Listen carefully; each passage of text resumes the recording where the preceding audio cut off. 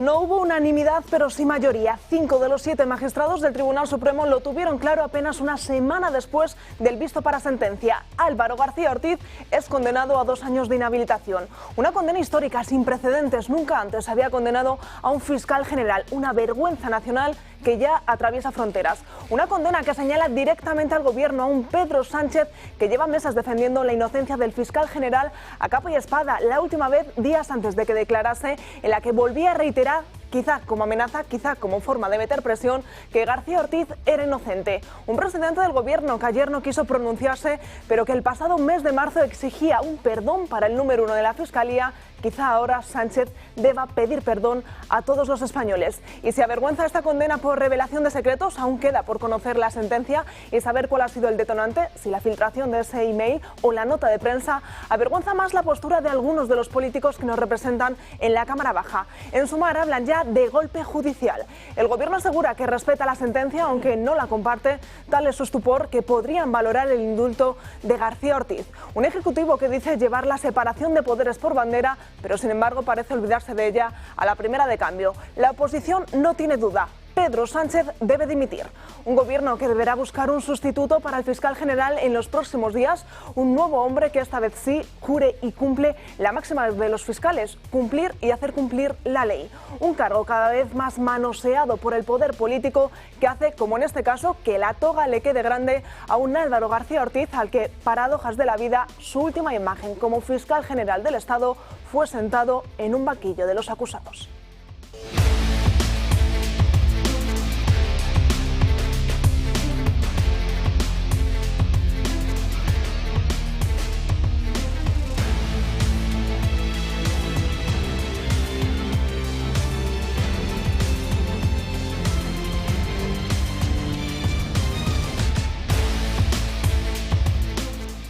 ¿Qué tal están? Muy buenos días, bienvenidos. Viernes 21 de noviembre, miramos el Santoral, Virgen María y San Agapito de Cesarea. Por delante 2 horas de programa en el que, como no podía ser de otra manera, vamos a evaluar, vamos a analizar y vamos a debatir esa sentencia al fiscal general del Estado, más bien esa condena. La sentencia, ya saben, todavía no se ha hecho pública. Vamos a ver todas las consecuencias y también vamos a poner sobre la mesa los futuros nombres que podrían estar como sustitutos a Álvaro García Ortiz. También muy presentes estaremos en Cáceres, donde Santiago Abascal hablará en apenas unos minutos dentro de ese marco de la precampaña de las elecciones de Extremadura el próximo 21 de diciembre, pero también será preguntado sobre todo por ese fiscal general del Estado. Como siempre, vamos a comenzar presentando a la mesa que me acompaña hoy aquí conmigo y, como siempre, pues no puede fallar Josep María Francas. ¿Qué tal? Muy buenos días. Muy buenos días. Alguna vez falló, pero bueno. A ver, las que menos. Sí, yo ayer, cuando no había hecho 2 pasos de la puerta, cuando me llegó la sentencia, perdón, la sentencia no me llegó porque no ha llegado nadie, no está escrita, me llegó el fallo, ¿no? Porque cuando salgo de aquí suelo salir ya con los cascos puestos para escuchar la radio.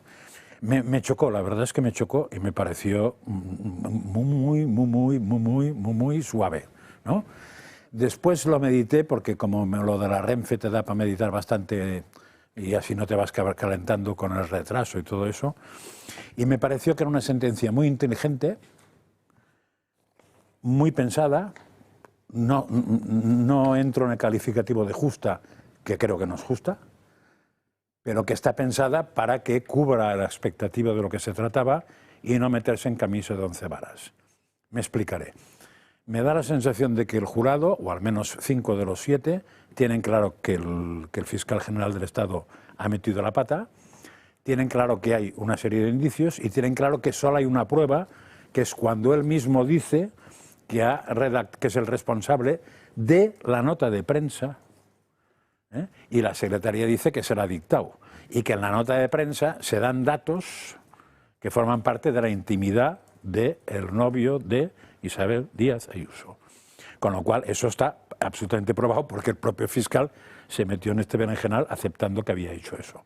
Y me da la sensación de que la condena viene solo por eso y no se entra en lo otro para no dar pie a follones, dado que el objetivo, si los jueces tienen claro que este hombre hizo lo que no debía, pues es conseguir que se aparte del tema y con una inhabilitación de 2 años es apartado del tema directamente y das menos pie a recursos, protestas, líos, follones y tal. Me da la sensación de que eso va por ahí. Una vez inhabilitado, aquí tenemos la ventaja de que hay un insigne jurista y nos irá explicando, porque sí que hay muchas cosas a sacar de ahí, que es, por ejemplo, qué supone la inhabilitación de este hombre, si eso exige que la expulsión de la carrera fiscal o no, si un indulto podía desinhabilitarle y poder seguir con ese trabajo con otro. Hay muchos flecos, pero me parece que el fleco claro es, ha habido una condena, hombre, evidentemente el gobierno se ha quedado con el trasero abierto, al aire, y además se ha notado mucho. El gobierno lo ha considerado muy grave esto, porque se han rebotado algunos, en fin, que da vergüenza ajena y personal oírlos, con lo cual quiere decir que les ha hecho pupa. Pues todos esos flecos nos los va a ir contestando a lo largo del programa de hoy Víctor Manuel Seligrat. ¿Qué tal? Muy buenos días. Buenos días a todos y a todas. Y también nos acompaña Yago Soler. Muy buenos días. Muy buenos días. Y ustedes seguro que si no han salido de casa, bueno, pues ayer ya la han podido notar ese frío intenso que se está empezando a apoderar de toda la península, de toda España, pero es que hoy todavía más se ha intensificado y ha traído las primeras nevadas de la temporada. 8 comunidades autónomas están en la alerta por nevadas intensas con acumulaciones de hasta 25 centímetros en zonas del norte, afectando sobre todo a puertos de montaña y a carreteras. A medida que avance el día, las nevadas intensas continuarán afectando a las regiones del norte, especialmente a Asturias, a Cantabria y al norte de Castilla y León. AEMET ha activado el aviso naranja. Se esperan acumulaciones, como decíamos, de hasta 25 centímetros en algunas áreas, e incluso en Pamplona capital ya se ha podido notar esos primeros copos del año. Cambiamos de tema porque un grupo de jóvenes universitarios han convocado una protesta frente a la Embajada de Nigeria en Madrid para denunciar la violencia extrema que desde hace años sufren miles de cristianos en distintas regiones del país africano. La concentración está prevista para el sábado 29 de noviembre, es decir, para el sábado del próximo fin de semana, a partir de las 8 de la tarde en esa Embajada de Nigeria que está ubicada en la calle de Segre 23. Pretenden llamar la atención sobre una crisis humanitaria que sigue pasando casi inadvertida en Europa pese a su gran gravedad. Y esta misma mañana, a partir de las 10 de la mañana, el Palacio Real ha acogido la ceremonia de la entrega del collar de la insigne Orden del Toisón de Oro, la distinción más prestigiosa que concede la Casa Real. Felipe VI ha impuesto este viernes el collar precisamente a su propia madre, a la reina Sofía, al expresidente del Gobierno, Felipe González, así como a los padres de la Constitución, Miguel Herrero y Miquel Roca. La reina Sofía se convierte así en la quinta mujer en recibir el collar de la insigne Orden del Toisón de Oro. No han acudido ni los socios de Gobierno ni tampoco Vox. Un feo de nuevo por parte de los socios de gobierno porque, bueno, ya saben que Vox no está dispuesto a acudir a ningún acto en el que esté presente Pedro Sánchez porque no quieren compartir ese espacio con el presidente del gobierno mientras le rodea toda esa corrupción. José María Francas, un acto, bueno, emotivo, sobre todo por ese acto que están viendo en las imágenes del rey Felipe entregando a su propia madre la máxima distinción. Sí, me ha desconcertado que creo que estaba Pedro Sánchez. Sí. Digo creo porque si bien se ponía en el faldón de las televisiones, yo no he visto ninguna imagen durante el rato. Jesús Montero sí que ha aparecido, pero es verdad que... Durante el rato que lo he visto, porque había dicho que no iba.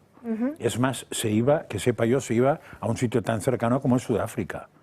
Está aquí al lado. Yo creo que sí. Sí, mira, lo estábamos viendo en primera fila, estaba sentado. Sí, de golpe y porrazo, habiendo dicho que no iba y tal, e incluso en las televisiones esta mañana y en las radios se lo curvaba porque no iba, que no iba por el tema del fiscal, que tal, que no sé qué, no sé qué.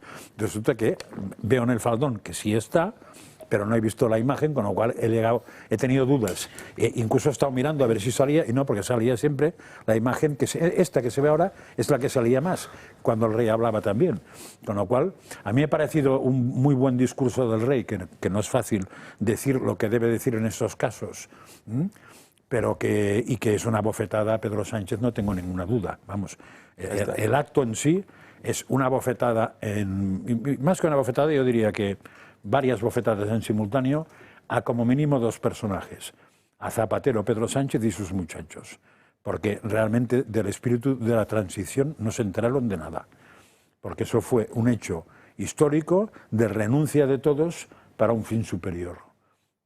Y esto es lo que han hecho, es que todos, el fin superior son ellos y todos renunciemos al objetivo y además dividir a la sociedad, que es justo lo que la transición quiso no hacer. Y basta para eso ver a Fraga abrazándose con Carrillo, que me da la sensación de que no deja de ser chocante y que ahora mismo, bueno, jeje, ¿no? Y es que el rey Felipe VI en ese discurso ha apelado al método de la transición en una época de crispación, así mismo lo ha podido reconocer el propio rey. Celegrat.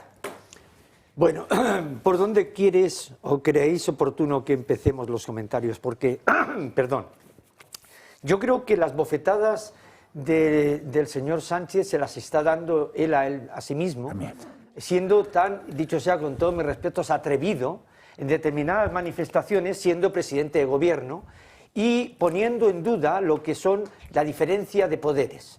Es evidente que toda resolución judicial puede ser criticable, con respeto, pero siempre bajo una fundamentación y no ser videntes. Es decir, la evidencia sí, pero la evidencia creo que es muy peligrosa y más en estos temas.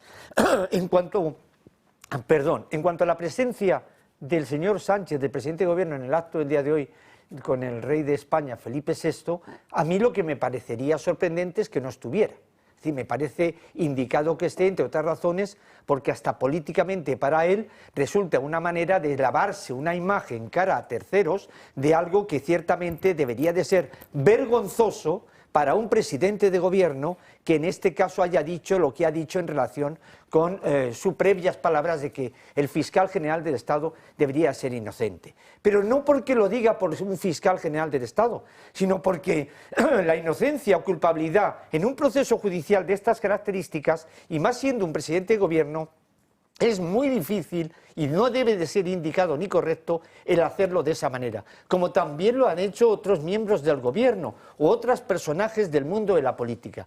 Yo creo que aquí lo he dicho en distintas ocasiones y desde hace ya tiempo, yo diría que años, que los poderes ejecutivos y el poder judicial era el poder que iban a enfrentarse para, en este caso, llevar a cabo lo que es la diferencia de aquellos actos que estén dentro de la legalidad y que no estén dentro de la legalidad. Estamos hablando del indulto, y ya espero poder hablar más para no extenderme en demasía ahora en mi primera intervención. Pero yo creo que ese indulto, entiendo, yo no quiero ser evidente, en este caso quiero ser evidente, no evidente, yo creo que el fiscal general del Estado, una vez que está condenado, no sabemos el texto que es fundamental, yo creo que intentará acudir al recurso de amparo. Y posteriormente, si me dais la oportunidad, porque se ha hablado mucho de si ya es ejecutable o no lo que es esta condena de este fallo de inhabilitación. Si queréis lo anticipo ya un poquito de adelante. Danos una pequeña pincelada. La pequeña idea es que se puede ir al recurso de amparo. Evidentemente lo que es el Tribunal Constitucional no es un órgano ordinario, sino que para eso el más importante, el último, vamos a decir, en la categoría en cuanto a los últimos recursos es el Tribunal Supremo, pero el Tribunal Constitucional en los recursos de amparo no supone que no se ejecute la sentencia, pero para no ejecutarse tiene que solicitarse en una pieza separada lo que es al margen del recurso de amparo interpuesto, lo que se dice legalmente en un otro sí digo en el escrito de ese recurso. Ahí se puede pedir, otra cosa es que se conceda la suspensión de la ejecución de la sentencia dictada por el juzgado correspondiente. Ahora bien, es evidente que ahora mismo este fallo, lo que hay que ver es el texto de esa sentencia, pero lo que tiene y debe de ser ejecutable al respecto. Pero sí que hay esa viabilidad de ir al recurso de amparo en este sentido. Es más, sin ser vidente, yo creo que al margen de indultos o no indultos, yo creo que también si el Tribunal Constitucional rechazara ese recurso de amparo, en ese posible recurso de amparo por vulneración de derechos fundamentales que posiblemente pudiera instar el condenado fiscal general del Estado, que todavía sigue siéndolo hasta que no se le notifique la sentencia de una manera oficial, en este caso también estaría en vigor la posibilidad de ir a Europa, a Estrasburgo. No obstante, el indulto, ya lo comentaremos también, es una medida de gracia del gobierno, pero que no desaparecen los antecedentes penales, lo que ocurre es que no se cumple la condena. Y la inhabilitación evidentemente conlleva la inhabilitación del cargo. Otra cosa es el cargo de fiscal general del Estado por descontado. Lo que pasa es que esa inhabilitación puede conllevar, en virtud del contenido de la sentencia, la inhabilitación del trabajo para ese derecho de la función de fiscal, porque este señor, se ha sido nombrado fiscal general del Estado, es una función que ha tenido previamente en el mundo judicial, o bien en la Fiscalía, o bien en la Administración de Justicia como magistrado. Y no tiene que ser previo lo que llaman incidente de nulidad presentado al Supremo para ir al Constitucional. Bueno, para ir al Supremo, lo primero, al Constitucional, lo que hay que hacer es mención de que se están vulnerando derechos fundamentales del artículo 24 de la Constitución española. pero para ir a un recurso de amparo es porque se considera que se anula esa sentencia porque se han vulnerado derechos fundamentales de la Constitución. ¿Y no pasas primero por el Supremo? No tiene ¿Vas directo a Constitucional? Claro, es decir, al Supremo hay que comunicarlo, evidentemente. Es decir, al Supremo hay que decir, oiga, mire usted, vamos a interponer un recurso de amparo y solicitando, en este caso, la suspensión del acto. Pero eso no significa que el Supremo no lleve a cabo la ejecución de esa sentencia. Lo que pasa es que, posiblemente, a veces se piden en los recursos de amparo ante el Tribunal Constitucional, como pieza separada, la suspensión de la ejecución de esa sentencia dictada. Pero el Supremo debe de saberlo, por supuesto, que van a ir al Tribunal Constitucional, si es que van, pero lo que no supone es ninguna paralización de esa ejecución de la sentencia del Tribunal Supremo de la Sala Segunda si no hubiere, en este caso, una resolución del Tribunal Constitucional como pieza separada que se solicite. No olvidemos que en estos casos hay una expresión que se llama justicia rogada, es decir, no se da aquello que no se pide, salvo que haya algún hecho, evidentemente, que sea propiamente de oficio. Y luego resulta sorprendente, y ya termino, Natalia, de momento, resulta sorprendente también algo fundamental. No te voy a callar yo, no te voy a mandar callar yo, sino Santiago Abascal, que está comenzando esa comparecencia en directo desde Cáceres. Le escuchamos en directo. Muchísimas gracias por su atención. ¿De quién depende el fiscal general del Estado? ¿De quién dependía Cerdán? ¿De quién dependía Ábalos? ¿De quién depende Gallardo, el candidato del Partido Socialista a la Junta de Extremadura? Todos de la misma persona, del capo de la mafia, del mismo Pedro Sánchez que llegó a la presidencia del Gobierno para combatir la corrupción del Partido Popular. Y resulta que ellos han robado a manos llenas, a cara descubierta, de la manera más desvergonzada, y han insultado y se han reído de todos los españoles. Y mientras lo hacían, han aplicado políticas contra el pueblo. Y por eso en España no va a volver a haber una democracia hasta que Pedro Sánchez no asuma las consecuencias de sus actos sentado en un banquillo, hasta que no responda por su traición, cometida de la manera más vil pactando con todos los enemigos de España, hasta que no responda también por todos los crímenes contra el Estado de Derecho y la democracia y hasta que no responda de todos los actos que han cometido los que dependían de él. Porque mientras hacían todo eso aplicaban políticas contra el pueblo, contra el campo, contra la industria, contra la libertad de expresión y contra la libertad de educación. ¿Y esas políticas de quién dependen? Pues dependen también de Pedro Sánchez y de la señora Guardiola y de Bruselas y del pacto permanente entre el Partido Popular y el Partido Socialista. ¿Y cuáles son esos pactos? Pues todos aquellos que nos hacen daño. El pacto para la invasión migratoria, el pacto del fanatismo verde y el pacto para imponer la ideología de género en el lenguaje, en las escuelas y en todas partes. Creo que es posible un cambio de rumbo. Creo que es posible proteger a nuestro pueblo, proteger nuestra industria, proteger nuestro campo. Pero para que eso sea posible, antes tenemos que derrotar tanto a los de la estafa como a los de la mafia. Y confiamos en que en las próximas elecciones se inicie el camino para que eso sea posible muy pronto en toda España. Muchísimas gracias y me pongo a su disposición. ¿Qué tal, señora Abascal? Estamos en directo en La Sexta.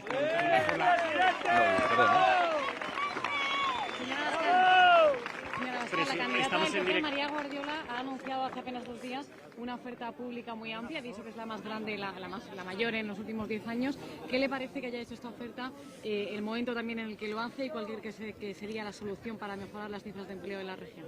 Bueno, yo creo que hacer una oferta pública de empleo en la campaña electoral o en los días previos es claramente utilizar las instituciones al servicio de un partido. Nosotros lo hemos denunciado ante la Junta Electoral y creemos que esta actitud de la señora Guardiola, que ahora le podría dar por ponerse a inaugurar obras en mitad de la campaña electoral, pues es una actitud que demuestra que el Partido Popular y el Partido Socialista son lo mismo.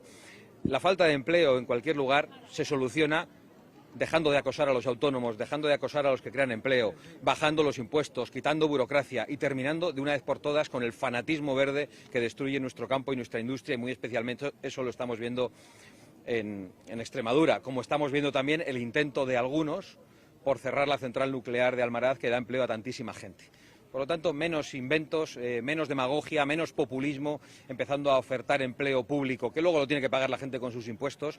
Y, por supuesto, espero que la Junta Electoral llame al orden a la señora Guardiola, porque está actuando exactamente igual que los socialistas. ¿Qué tal, señora Abascal? Estamos en directo en La Sexta. Volver a preguntarle por el fiscal, preguntarle específicamente por la reacción del Gobierno, que dicen que respetan esa sentencia, pero no la comparten. No sé qué le parece.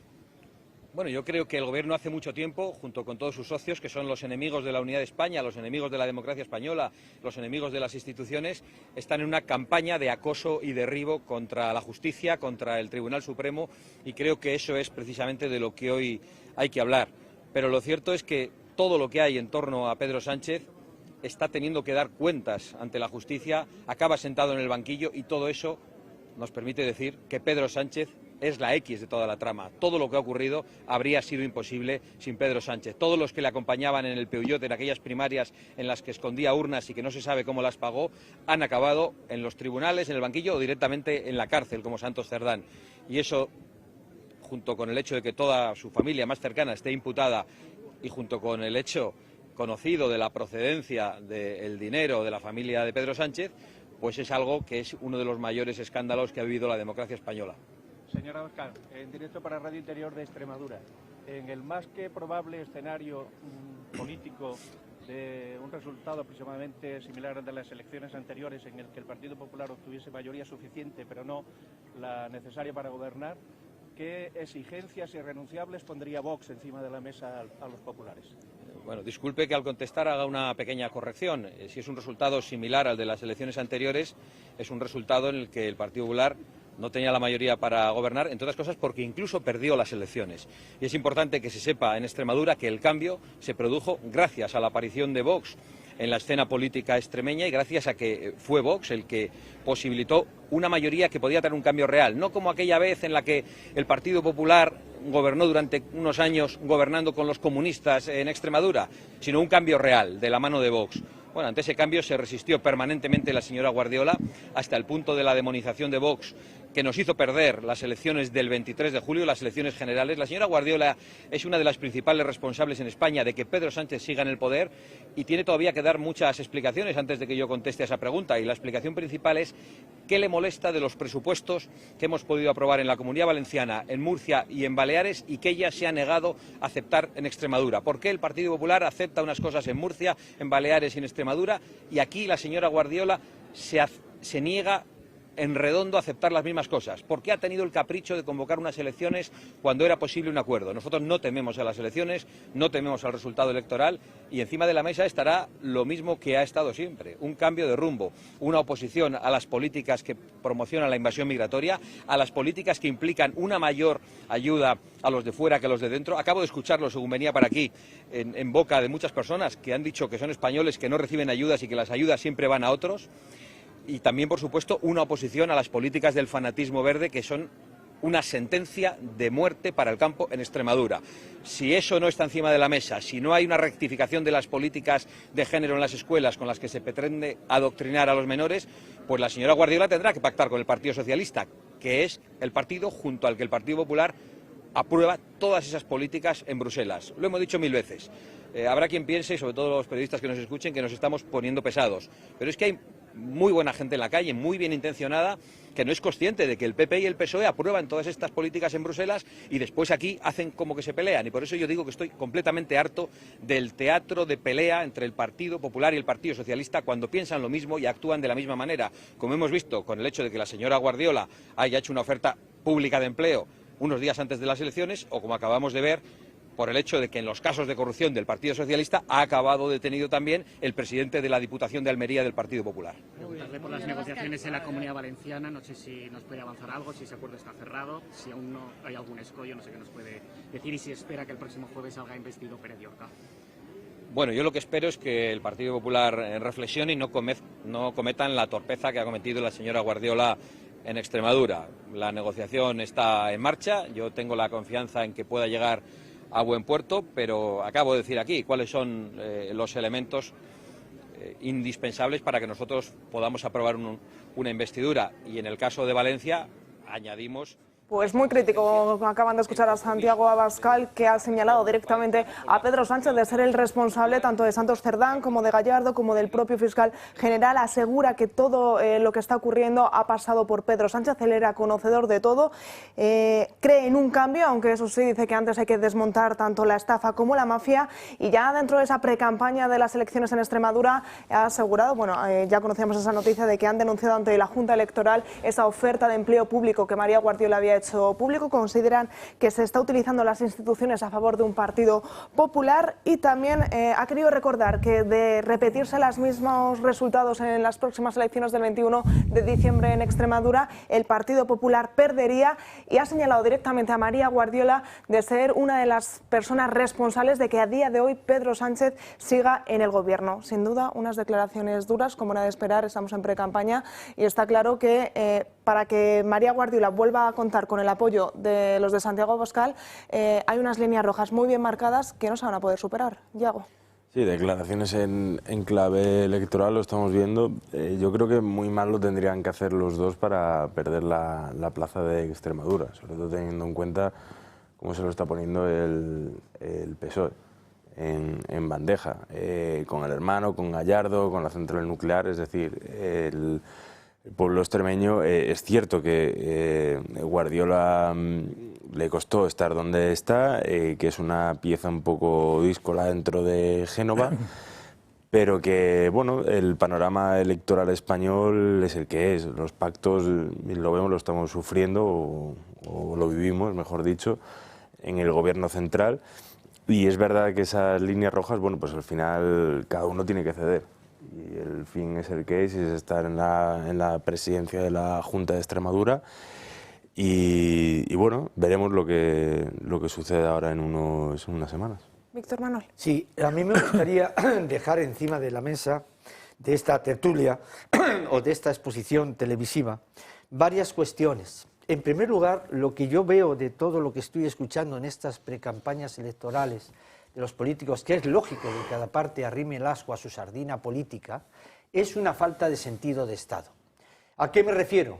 A lo que hace años, cuando en la transición personajes de absoluta ideología política distinta y distante se unieron para formar lo que es la Constitución española y una transición que todos pudiéramos llevar a cabo con un mínimo de ilusión. Yo en este caso veo esa falta de sentido de Estado al margen de que lo que está ocurriendo al día de la fecha, en mi opinión, no es de recibo desde el punto de vista político y jurídico, dado que también se está intentando politizar lo que es todos los temas judiciales. Resulta penoso que cuando salen en los medios de comunicación determinados políticos, sean de un lado, sea de otro, se esté utilizando ideologías políticas para llevarlas y tirarlas a los jueces como si dictaran sentencias según la opinión legal, política que subieran, sin tener en cuenta la opinión legal y probatoria.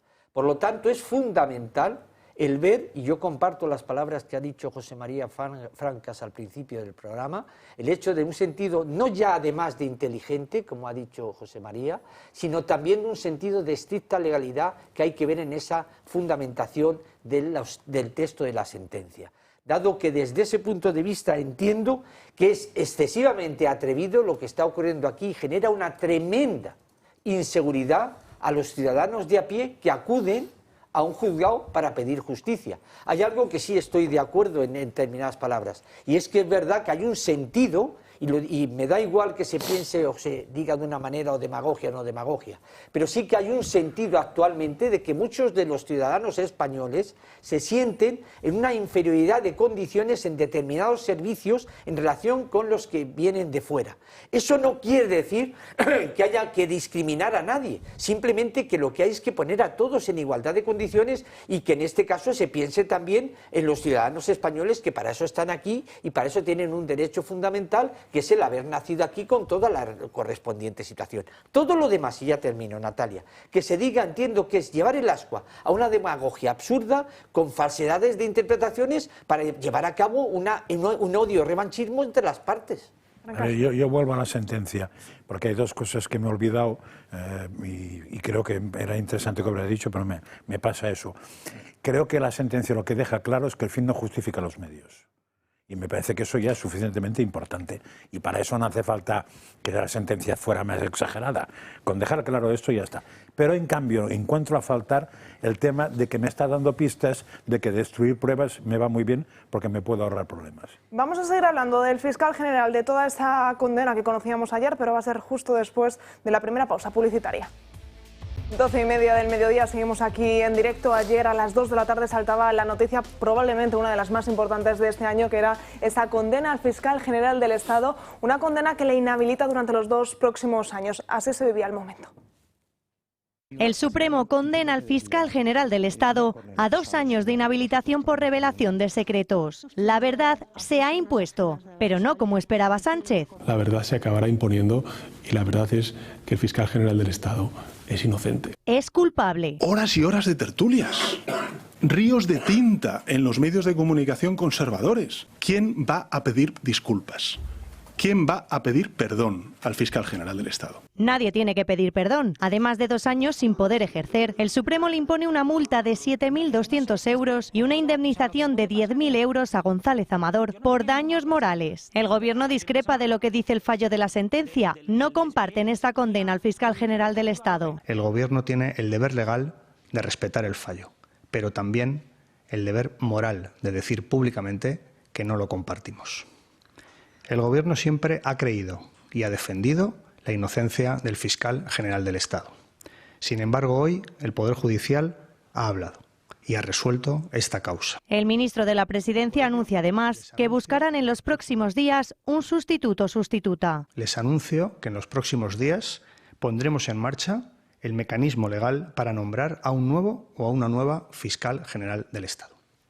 Será una persona con una trayectoria profesional y una cualificación jurídica que garantice que ejercerá con solvencia esta función. La oposición habla de bochorno institucional. Alberto Núñez Feijóo le exige a Sánchez que pida perdón. Por primera vez en democracia, un fiscal general del Estado ha sido condenado en el cargo. Esta anomalía pesará siempre sobre Sánchez. Ya solo puede evitar un mayor bochorno institucional pidiendo perdón a los españoles por esta burda operación política y mostrando su respeto al Tribunal Supremo. Santiago Abascal asegura que después del fiscal general irá Sánchez. Álvaro Ortiz, el primer fiscal general condenado de la historia de España. También Sánchez será el primer presidente de la historia de España que acabará en la cárcel. Pues ayer el presidente del Gobierno acudía por la tarde a un acto y por más que se le preguntó por esta condena, aún queda por conocer la sentencia redactada, el presidente del Gobierno no se quiso pronunciar al respecto. Fuentes desde Moncloa aseguran que respetan la condena, pero no la comparten. Mucho más crítico fue el portavoz del Partido Socialista en el Congreso, Patxi López, que decía esto. Bueno, pues las sentencias se acatan, ¿no? Y nosotros la acatamos y la acataremos. Pero viendo lo que hemos visto, conociendo lo que conocemos, sabiendo lo que sabemos de todo el proceso, me parece una auténtica vergüenza.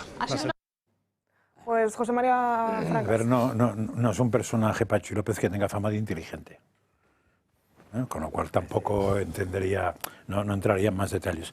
A ver, me parece muy interesante el corte de Sánchez que hemos dado, pero lo hemos cortado justo cuando es más interesante, porque cuando él dice que tendrán que pedirle perdón, sigue algo parecido a decir, es que claro, dicen que ha borrado los mensajes.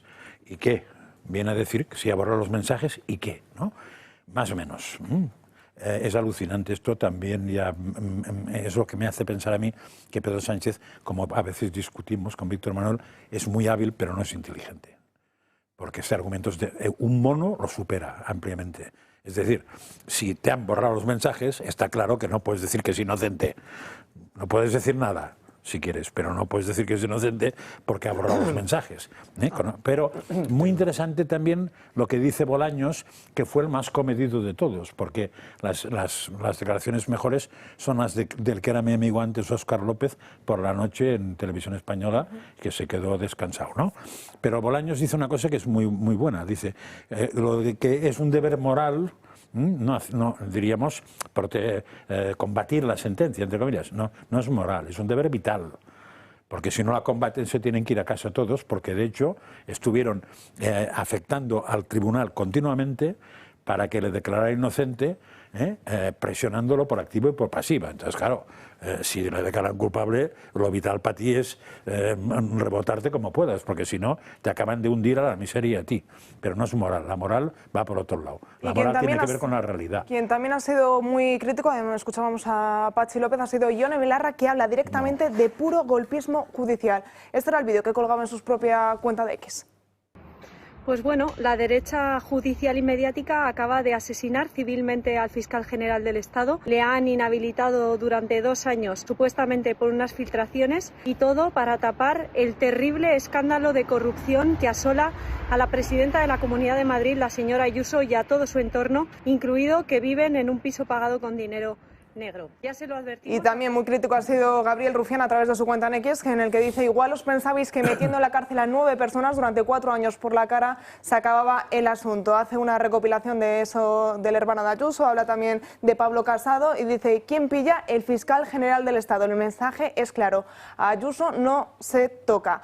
Hace unos minutos también publicaba otro tuit en el que decía que otra cosa que se puede hacer, además de quejarse, es cambiar la ley orgánica del Poder Judicial. Asegura que no es demasiado tarde y que tan solo hace falta recordar que tienen 176 votos, por lo que sería posible ese cambio. Víctor. Bueno, yo escuchando estas declaraciones, a mí el que me da vergüenza escucharlas, a mí me da vergüenza oír esas declaraciones. Me parece que no son de recibo, me parece que de una tremenda tristeza para los ciudadanos españoles que estamos bajo una mediocridad política, esa falta de sentido de Estado. Y yo creo que lo que en este caso se está viendo en este fallo del Tribunal Supremo de la Sala de lo Penal es evidentemente una independencia judicial, y creo que si hay alguien que se siente vulnerado sus derechos, lo que no se puede es que esa libertad de expresión no se tengan los límites correspondientes, que debe de haberlos, porque hay expresiones que pueden estar rayando actuaciones no solamente ilegales, sino presuntamente ilícitas. Y luego hay un tema que en este caso no me extiendo más por el tiempo televisivo, Natalia, sino hay mucho más de las palabras que hemos escuchado ahora mismo que me parece que no son de recibo bajo lo que es esa independencia que hay que tener en cuenta de los jueces, del Poder Judicial. Luego es un tema que no hemos tocado aquí, que lo comentábamos anteriormente, lo comentaba con José María Franca Sonjau y evidentemente con tu grandísima persona, Natalia, y es el tema de las declaraciones de los periodistas en el acto del juicio. Es decir, esa situación es un tema que yo creo que el mundo de los periodistas, en cuanto a esta situación, habría que ver también cuál es el sentido del texto que se da a la sentencia. No sé cuál es la opinión de los periodistas aquí presentes, al respecto, pero sí creo que es un tema importante en cuanto a todas las fuentes que se puedan obtener de información por parte de los periodistas. Ahora, a mí me parece que de lo que yo poquito que he escuchado, creo que esas declaraciones de esos periodistas no dieron mucha base para el proceso judicial, yo así lo entiendo. Y luego además también hay que tener en cuenta que el juez instructor, que tanto se le ha criticado a don Ángel Hurtado, pues esa fase de investigación ahora se ha visto en un fallo que todavía, repito, es fundamental el texto de la sentencia, ha llevado a cabo que su investigación pues ha sido ajustada a unos posibles indicios que también entraremos, si tengo tiempo de explicar, lo que es los hechos probados y los indicios que pueden llevar todos ellos unidos a unos hechos probados al respecto para que haya un fallo con condena o absolución, dependiendo al respecto, en este caso con condena. Bueno, aquí en esta mesa siempre hemos defendido que los periodistas sí que tenemos ese derecho de no revelar nuestras fuentes, pero que como tal es un derecho, no es una obligación, no tenemos por qué callárnosla. Ya. Pero ¿qué ocurre, Natalia, cuando perdón por la interrupción, cuando algún periodista o alguna periodista sabe que una persona que se le está enjuiciando es inocente y él sabe quién es el culpable y calla al respecto? Él sabrá. Eso es. Allá él sabrá. Es la un moral dilema, y la eso es un dilema moral claro. Pero al mundo periodístico le parece... si lo que hace es dejar que condenen al inocente, yo como mínimo considero que es un tío miserable. Pero como desde el condenado, el que lo deja. Desde el punto de vista periodístico, ¿consideráis adecuado que se diga esa persona no es culpable, pero no se diga nada más? No, porque puede demostrar que no es culpable sin decir el nombre. Bien, yo dejo caer esa pregunta. Tiene suficientes posibilidades de prueba de decir que no es culpable, por ejemplo, con los WhatsApp y tal, quitando el nombre, o yendo a un notario para que desaparezca el nombre. O sea, se pueden hacer muchas cosas. O sea, para mí, lo que dijeron los periodistas forma parte, diríamos, le daría el valor de un rumor. Es decir, o de una opinión, sin más. Es decir, que porque yo digo, si es que yo sabía todo esto y me lo dijo otro, y demuéstreme algo. No. yo no demuestro nada. Digo, pues nada, yo era el primo de Adán y Eva. O sea, y consideráis que en este caso esas declaraciones no ilustraron para nada como base probatoria para el juicio, en cuanto a solución o condena. En algún caso incluso dan a entender que pueden ser mentirosas. Porque que un periodista tenga una información súper relevante, no relevante, súper relevante, escondida en su casa durante unos cuantos días y además al final consiga que sea la competencia la que la publique, hombre, quiero decir, en fin, muy espabilado no eres. Que cada uno piense, pero es muy raro, ¿eh? Yago. Respecto a esto, vamos, creo que las fuentes del periodista siempre las tiene que preservar, pero más allá de eso, o sea, a mí lo que me choca de todo este circo es la fascinación, ¿no? Y cómo se han tirado con los dientes afilados a una declaración judicial. O sea, miembros del gobierno, antiguos miembros del gobierno, porque comentabas, ¿no, Francas, lo de Irene Montero, o sea, unas palabras, bueno, en fin. Yo creo que este año 2025, aunque esto es una opinión que puede sonar a cuñadismo de bar, puede ser o no, pero desde mi punto de vista es el fin de la degradación institucional a manos del sanchismo, y lo hemos visto en los últimos meses, o sea, con el inicio del curso judicial histórico, con este fiscal al frente, con el rey, y ahora pues se ha visto que tiene que salir por la puerta de atrás. El 27, ¿no?, de este mes es cuando se conoce si Koldo y Ábalos irán a prisión. Hemos visto en los últimos días como el antiguo número 2 del PSOE salía precisamente de prisión. O sea, van a ser unos meses bastante complicados para el PSOE. Y desde mi punto de vista lo que me sorprende es eso, o sea, son los ataques a unas decisiones o judiciales. Y que hablabas tú antes, al inicio del programa, del espíritu de concordia, ¿no?, que decía el rey, y de la transición.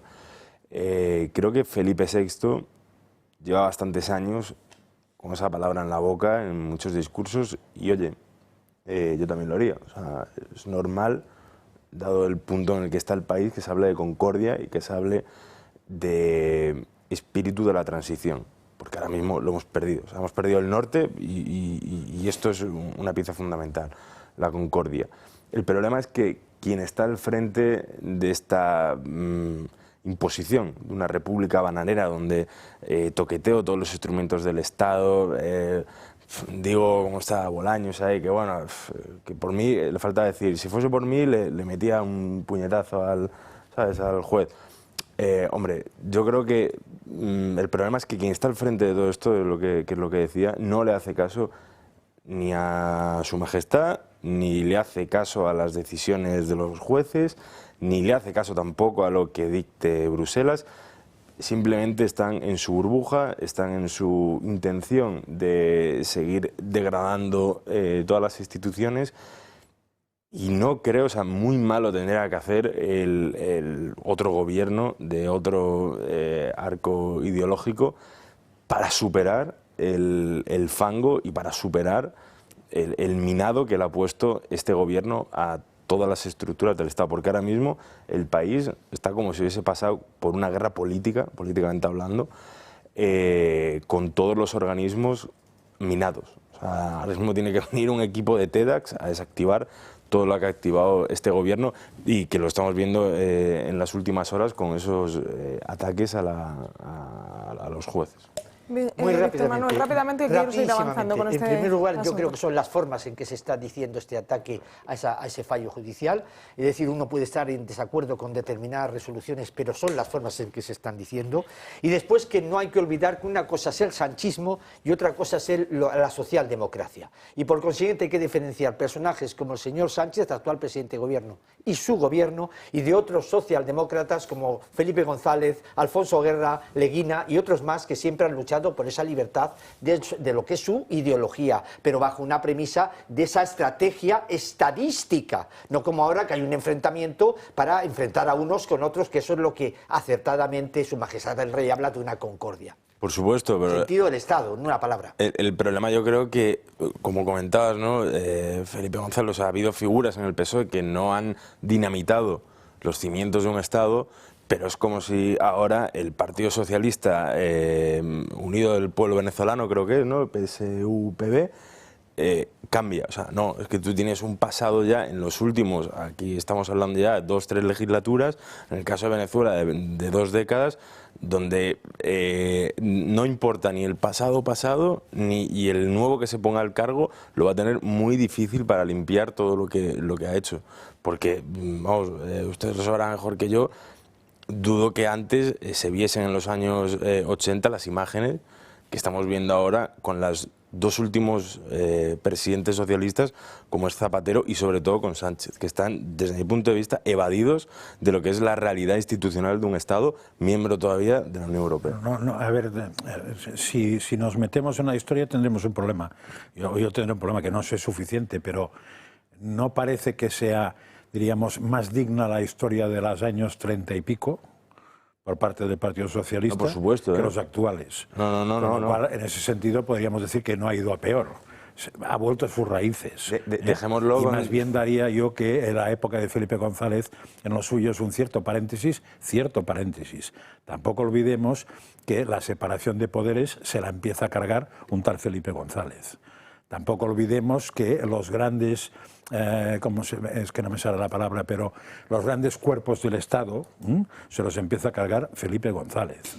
Por ejemplo, el cuarto turno, etcétera. O sea, que ahí hay un intento, interesante de, diríamos, de ir quitando lo que es la excelencia de los personajes, a democratizar todo, en el sentido negativo de democratizar. Porque democratizar no quiere decir que cualquiera pueda hacer cualquier función simplemente porque tiene la misma especie que otro. Porque si un tío es más listo tiene que tener más capacidades, o las tiene, ¿no? O sea, cuidado con eso porque empezó todo allí, ¿eh? Y el tema del Consejo de Poder Judicial, el que se carga la separación de poderes es Felipe. Yo, con el debido respeto, no estoy de acuerdo con las palabras de don José María Fraga. Me parece perfecto. Y no estoy de acuerdo porque creo que en la historia, lo que ocurrió en el año que yo, aunque soy mayor, no había nacido todavía, pero el enfrentamiento entre españoles conllevó a una guerra civil. Por lo tanto, no hay que mirar las cosas malas, hay que mirar las cosas buenas. Yo creo que Felipe González, yo soy apartidista completamente, para mí el presidente mejor que ha tenido este país para mí ha sido don Adolfo Suárez, para mí, pero evidentemente Felipe González no para nada se cargó la diferencia de poderes. El cuarto turno que comentas, José María, es para aquellos juristas de reconocido prestigio, que evidentemente ahora también reconocido prestigio, unos magistrados llegan ante un Supremo y otros no, dependiendo de ese reconocido prestigio. No hay nadie perfecto en esta vida, pero Felipe González, Adolfo Suárez, Carrillo, Fraga, etcétera, todos esos políticos que participaron para la creación de la Constitución, no me comparéis, con el debido respeto, las comparaciones son odiosas. Yo he comparado un socialista como Felipe González con un sanchista como el señor Sánchez, presidente de gobierno. Zapatero, mí, en mi opinión, yo he comparado Zapatero y Sánchez con la época de los 30, es decir, con Largo Caballero y compañía. Y he dicho que había un paréntesis que era Felipe González. Pero la época de Felipe. No perjudicó la división de poderes. O sea, no tiene nada que ver. Y entonces, si entramos en el análisis de Felipe González, no solamente digo, sino que reafirmo que el que empieza a cargarse la división de poderes en España, atacando la Constitución directamente, montando un nuevo estilo de Consejo del Poder Judicial, se llama Felipe González Márquez. Otra cosa es que esto después no tiene nada que ver con lo que ha ocurrido. Y también podríamos decir que el PP después, con un ministro muy concreto, que Ruiz Gallardón, no mejora esto, sino que lo acaba de estropear y después se ha estropeado todavía más. Pero el que hace que ya no haya independencia directa y que lo que pone la Constitución se fuerce al máximo para que el político pueda afectar al Poder Judicial, se llama Felipe González Márquez. Quiero volver a la figura del fiscal general del Estado porque ayer el propio gobierno reconocía que en los próximos días se nombrará a su sucesor, a su sustituto, pero ¿qué proceso nos espera por delante? Javier López Rey, buenos días. Muy buenas. Pues tras la condena del fiscal general del Estado, la plaza queda vacante y para elegir a un nuevo sustituto debe llevarse a cabo un proceso que corre a cargo del Ejecutivo de Pedro Sánchez, porque como él mismo dijo, la Fiscalía depende del Gobierno. El ministro de la Presidencia, Félix Bolaños, compareció ayer ante los medios de comunicación después de conocerse la condena a García Ortiz. les anuncio que en los próximos días pondremos en marcha el mecanismo legal para nombrar a un nuevo o a una nueva fiscal general del Estado. Será una persona con una trayectoria profesional y una cualificación jurídica que garantice que ejercerá con solvencia esta función. El nuevo fiscal será propuesto por el Gobierno y consultado por el Consejo General del Poder Judicial. Debe tener una trayectoria profesional mínima de 15 años y además no puede ser alguien que en los últimos 5 años haya ocupado cargo político. Después, la justicia elaborará un informe sobre el nuevo alto cargo no vinculante, es decir, que el Gobierno no tiene la obligación de tenerlo en cuenta, que es precisamente lo que ocurrió con García Ortiz. Y a continuación, el candidato deberá comparecer ante una comisión en el Congreso para que los diputados valoren sus méritos. El nuevo fiscal tomará posesión ante el Tribunal Supremo prestando juramento ante el Rey, que será quien nombre oficialmente su cargo. Por el momento, la duración del cargo será de 4 años y el nuevo fiscal podrá dejarlo por renuncia, por incompatibilidades, incapacidad, incumplimiento grave de sus funciones o si el Gobierno que le nombra cesa. Y además sobre la mesa ya hay algunos nombres que comienzan a barajarse, cuéntanos. Eso es, de momento es cierto que no hay nada seguro, pero sí que es cierto que suenan algunos nombres para ocupar el cargo de fiscal general y todos son de mujeres. Uno de los que más se oye es el de la número 2 de García Ortiz, María Ángeles Sánchez Conde, que desde 2022 ocupa el cargo de teniente fiscal del Tribunal Supremo y ha sido la primera mujer en ejercer este puesto. Además, un aspecto relevante es que en el juicio al fiscal general ella se posicionó a su favor. En la lista de favoritas también aparece Teresa Peramato, que es fiscal jefa de lo penal del Supremo y fue nombrada por Álvaro García Ortiz este año. Esta mujer ha ejercido como abogada y es letrada de la Administración de Justicia en excedencia. Y por último tenemos a Teresa Gisbert, que fue nombrada por el Gobierno de España y que desde 2024 es fiscal de menores de la Fiscalía General. Entre sus cargos más destacados fue fiscal superior de la Comunidad Valenciana y fiscal jefa de Valencia. Así que estos son los 3 nombres que de momento tenemos, así que estaremos atentos a más novedades, Natalia. Javier, muchas gracias. Francas. Javier, que cargo político que no podían haber tenido cargo político y me ha chocado porque Dolores Delgado pasó de ministra a fiscal general del Estado. Entonces, no sé si eso es una condición sine qua non, no lo sé, o es una recomendación, pero claramente se la saltaron con el caso de Dolores Delgado, nombre que yo incluiría en la lista de 3, añadiría una cuarta, que es Dolores Delgado. No olvidemos que fue la que puso a la actual y a ver, o sea, Pedro Sánchez no va a cambiar con esa sentencia, y si cambia no será para bien, será para mal. En todo caso, buscará alguien que haga la misma función de Ortiz, de este chico que tenía, pero más inteligente o menos burdo, para que si mete la pata sea más suave.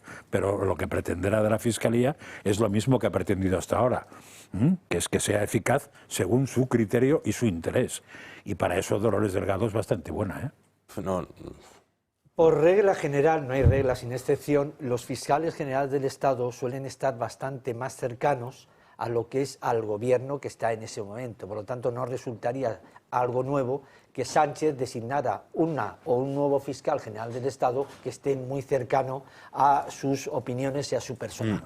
Eso no quiere decir, porque los ciudadanos tienen que tener, y las ciudadanas hoy en día, una, repito, inseguridad de lo que está ocurriendo, que es algo que vamos a ver que ocurre luego cuando haya las elecciones, que no sabemos cuándo, como las megas, sabéis las haylas, pero vamos a ver cuándo se llegue a las urnas. Y ahí es donde está la importancia. Pero eso no quiere decir, como he hecho ese paréntesis, de que cualquier fiscal general del Estado, como cualquier funcionario de la administración pública, debe de velar por el principio de la legalidad, sin tener en cuenta ideologías políticas, porque el primero en dimitir o en cesarse a sí mismo será aquel fiscal general del Estado, o mujer u hombre, que considere que está influido o viciado su cargo por cualquier ideología política. Eso es lo que tiene que dar seguridad a los ciudadanos y ciudadanas de a pie, y luego ratificar que entiendo, con el debido respeto, y reitero que yo soy apartidista, eso no quiere decir que tenga mis ideologías políticas, pero que en mi opinión,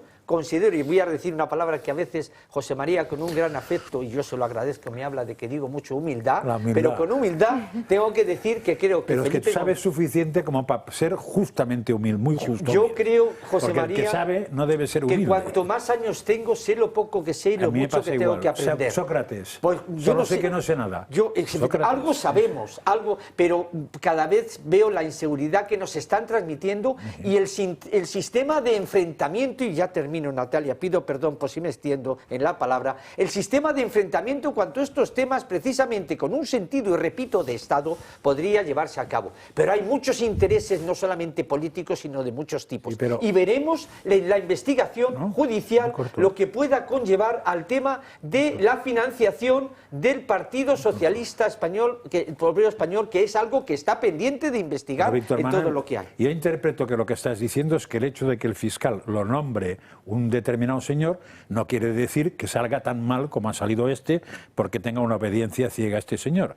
Eso es lo que quieres decir. Claro, pero la independencia del fiscal general del eso Estado. tendría que ser, pero también pienso, y al menos tengo claro, que la experiencia nos dice que es muy probable que ocurra lo que no debería ocurrir. Ojalá que no, sí es verdad que puede ocurrir, pero ojalá que no ocurra. Nos vamos rápidamente a publicidad. A la vuelta terminamos de cerrar este tema del fiscal general del Estado. También estamos pendientes de Isabel Díaz Ayuso, que anunciaba una rueda de prensa que esperemos que comente este tipo de noticias, que hable directamente sobre el fiscal general del Estado y sobre esa condena. Y también hablaremos sobre toda la corrupción, todos los casos, todos los imputados tan cercanos que tiene Pedro Sánchez. Será a la vuelta de publicidad. En directo escuchábamos hace unos minutos a Santiago Abascal señalar directamente a Pedro Sánchez de saber toda esta trama, de ser responsable, en cierto modo, del fiscal general del Estado. Pues quien también ha hablado ha sido Alberto Núñez Feijóo, que pide directamente la dimisión de Pedro Sánchez. Con un mínimo de decencia, tampoco habría otra salida que la dimisión del presidente del Gobierno y la devolución a los españoles de la voz para decidir qué futuro político deseamos. Pero, porque esa es la salida digna, estamos seguros de que no la tomará. ¿Debe o no debe de una vez por todas Pedro Sánchez asumir responsabilidades una vez que ya tenemos, no sentencia, pero sí condena? Yo creo que ya no hace falta que las asuma, pero es ironía, ¿eh? O sea, no hay ser normal que se mantenga en su puesto con todo lo que ha pasado en España en los últimos 2 años, vamos, o incluso 2 años me quedo corto. No hay ser normal.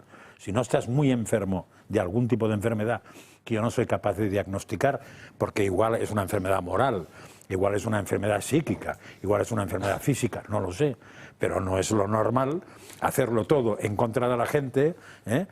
y quedarte tan tranquilo. O sea, es que como no es normal, tendría que haber sido hace mucho tiempo. La única ventaja de que dure tanto es que va a arrastrar con él a mucha gente que no deben ser mucho mejores. Porque si estás al lado suyo y lo único que se te ocurre hacer es hacerle reverencias, quiere decir que moralmente estás un poco al mismo nivel, si no un poco más bajo. Porque al fin y al cabo el otro de alguna manera es para él mismo, pero no se somete, con lo cual es la única ventaja que le veo, porque antes Víctor Manuel decía una cosa cuando se remontaba la historia que creo que es muy clara, es que este país está absolutamente roto, pero lo han roto 2 señores muy concretos. Después podemos haber contribuido muchos en no ser, eso puede ser, pero puede ser que contribuya mucha gente a eso. Pero lo que teníamos antes no lo tenemos ahora. O sea, un gobernante nunca puede gobernar solo para los suyos, pero eso es que están de cajón. O un gobernante no puede tener el 10% del país y obligar al 90% a aceptar nada.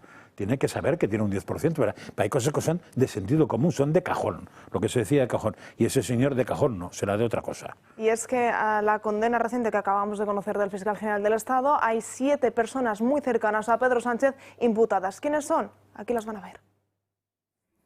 El cerco judicial se estrecha cada vez más sobre el presidente del gobierno, Pedro Sánchez. Después de la condena del Tribunal Supremo al fiscal general del Estado, son 7 las personas de su entorno que aún están siendo investigadas por delitos de corrupción. Entre ellos su esposa Begoña Gómez y su hermano David Sánchez. Álvaro García Ortiz, que ya es acusado por revelación de secretos, ha sido el primero de una larga lista de imputados. Tras meses de investigación y 2 semanas de juicio, el Supremo ha condenado a García Ortiz a una multa de 7.200 euros y 2 años de inhabilitación. A la vez, Santos Cerdán, tras haber permanecido casi 5 meses en la prisión de Soto del Real, el exdirigente socialista está acusado de varios delitos relacionados con la pertenencia de organización criminal, cohecho y tráfico de influencias, y también por haber realizado amaños de contratos de obras públicas. José Luis Ábalos, el que fuera ministro de Transportes y secretario de Organización del PSOE, está investigado por el juez de la Audiencia Nacional por la comisión de varios delitos relacionados por pertenencia a organización criminal, cohecho, tráfico de influencias y malversación. Incluso la UCO sospecha que pudo haber llegado a cobrar comisiones ilegales de la trama Koldo. Koldo García, ex asesor de Ábalos, está imputado por un delito de corrupción relacionado con el cobro ilegal de comisiones en la trama de las mascarillas. Esta misma semana conocíamos que Anticorrupción pide 24 años de prisión para Ábalos y 19 para Koldo. Begoña Gómez, mujer de Pedro Sánchez, ha sido imputada por la presunta comisión de 5 delitos: tráfico de influencias, corrupción en los negocios, apropiación indebida, intrusismo y malversación. Su hermano, David Sánchez, procesado por la comisión de presuntos delitos de malversación, prevaricación y tráfico de influencias. Por estas mismas causas está procesado Miguel Ángel Gallardo, el líder del PSOE en Extremadura y candidato a la presidencia de la región. Además, a él también se le imputa un delito de fraude de ley por su aforamiento exprés a la Asamblea Regional para no tener que ser procesado. Juan Bernardo Fuentes Curbelo, conocido como Tito Berni, fue diputado del PSOE hasta el año 2023, quien estaría en el centro de una red que se dedicaba a ofrecer ventajas en contrataciones públicas a empresarios de Canarias a cambio de sobornos que recibía en puticlubs. Estos son los casos que por el momento rodean al presidente del gobierno, aquel que prometió y se abanderó de luchar contra la corrupción sin saber que él y los suyos eran los presuntos reyes de esta fiesta.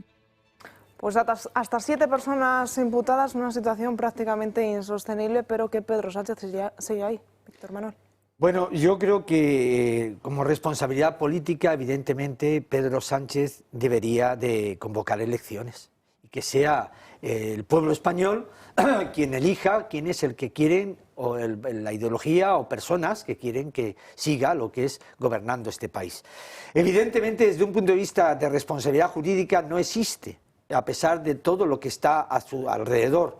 Al mismo tiempo, si analizamos Europa, cara a su imagen al mundo de Europa, no creo que le favorezca mucho esta situación, dado que entiendo que, salvo error por mi parte, otros políticos pertenecientes a la Unión Europea que han estado en una situación igual o menos mala de la que él tiene, han dimitido voluntariamente. Si no lo hace porque él considera que la responsabilidad política puede tirarse piedras a su propio tejado, porque no hay nada que haya de responsabilidad jurídica, y hablo directamente a él, en este caso tal vez por esa razón se mantiene ahí hasta que tome la decisión de lo que yo creo que sería lo más adecuado. No digo acertado o no acertado, yo no soy quien, ni tengo la suficiente potestad ni sabiduría para decir que es lo más indicado o dar consejos a nadie, sí sugerencias. Yo creo que cualquier político en la actualidad, en la situación que le rodea, lo más adecuado sería el convocar elecciones y manifestar la dimisión a los respectos, incluso de lavarse su propia imagen política, dado que a pesar de los pesares sigo considerando que Sánchez ha aprendido mucho en el mundo político, que es un hombre muy hábil, pero últimamente se está resbalando políticamente mucho. Pero yo creo que es contradictorio, ¿eh? O sea, que Sánchez convoque elecciones, creo que es contradictorio con su manera de ser. No, es que ya no es su manera de ser, José Con lo cual, no las va a convocar si no se ve obligado de alguna manera. Esa es la palabra, la obligación política, que él se vea no, esa no existe. Obligado. O sea, que la obligación será otra cosa, será judicial, será... O sea, no olvidemos, si os acordáis, Zapatero convoca elecciones y se retira, no porque le salga del alma, sino porque recibe 2 o 3 llamadas diciéndole, chicos, se ha acabado. Y las llamadas son de la Unión Europea, de China, que ya tiene mérito, y de Estados Unidos. Si no, tampoco se va, ¿eh? O sea, tiene que ser una cosa coactiva desde fuera, que de la Unión Europea o de algún sitio le digan, chico, se ha acabado, no tiene aguante eso, porque si no, este tío no se va ni loco. Y sobre el tema de... Y sus propios socios políticos, José María. Esos socios sí, políticos que radica ahí la no cosa. le apoyan, pero si no pueden conllevar... Ayer el Rufián dijo... Si resulta que en vez de ser 3 rufianes, con perdón, pues es un tema más de tal, le diremos que convoque elecciones. ¿Y qué dirá él? Habló de la financiación. Dirá, es que no hay... O sea, en España una vez has investido un pájaro, si no estás dispuesto a hacer una moción de censura por incompatibilidades con otros, no se va ni a tiros, es imposible. Porque no se va por recomendación nadie. Solo se va a ir este hombre por algo externo o porque hubiera una moción de censura. Y la moción de censura tendría que ser que se junten 3 que hoy no quieren juntarse. Es así de fácil. Y si no hay eso, ya puede Rufián decir, te abandonamos, y el otro decir, no te queremos. Me da igual. Pero yo contesto a la pregunta de Natalia, y es mi opinión, si él debería o no de dimitir. No, claro, debería, pero hace mucho tiempo.